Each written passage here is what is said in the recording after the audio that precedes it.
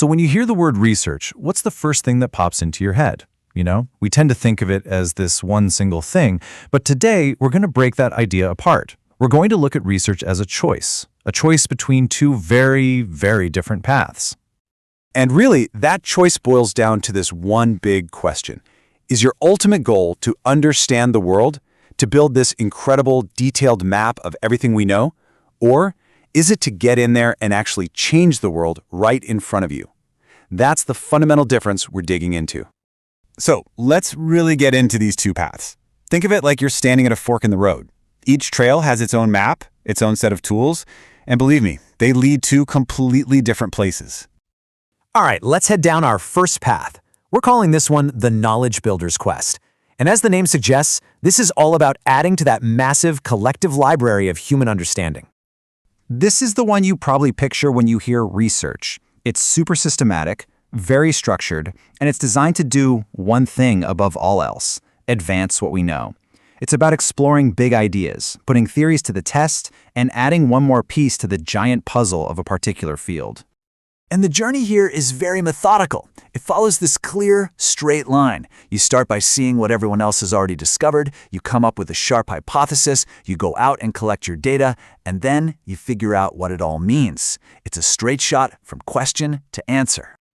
The tools of the trade here are all about rigor. We're talking big-scale surveys and heavy-duty statistical analysis to find patterns that can apply to a lot of people. Or you might do a deep dive with qualitative methods like focus groups to get really rich, detailed insights. But no matter what, the goal is always the same: produce results that are unbiased, that someone else could reproduce, and that contribute to the ongoing academic conversation.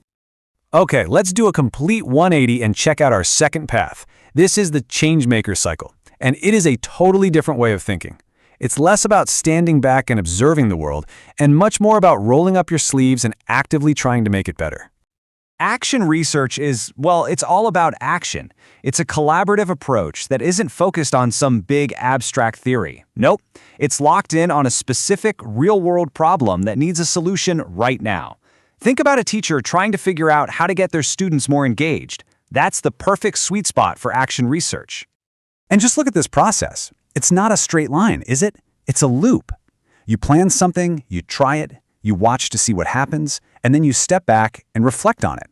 And based on that reflection, you start the whole cycle over again, making it a little bit better each time. It's so dynamic and it adapts as it goes. Now this is a really important idea right here. Action research completely breaks down that old wall between the researcher and the subject. It actually turns practitioners, people on the ground like teachers or nurses or community organizers, into researchers themselves. It empowers them to solve their own problems. So we've walked down both paths. Now for the fun part. Let's put them right next to each other, side by side, so we can really see what makes them tick. This is where the differences just pop. Let's start with the big one: purpose. Traditional research is driven by the question, what can we know? It's all about building that solid foundation of understanding. Action research, though, it flips the script. It asks, what can we do? The goal isn't just to know something, it's to act and make a situation better. And this comparison just illustrates that difference perfectly.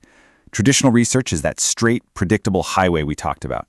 Action research, that's the continuous adaptive loop. It's learning and evolving with every cycle. One is a journey to a final destination. The other is a process of constant improvement. So let's talk about collaboration, because this is a huge deal. In traditional research, there's usually a pretty clear line between the expert doing the research and the people being studied. But in action research, that line just dissolves.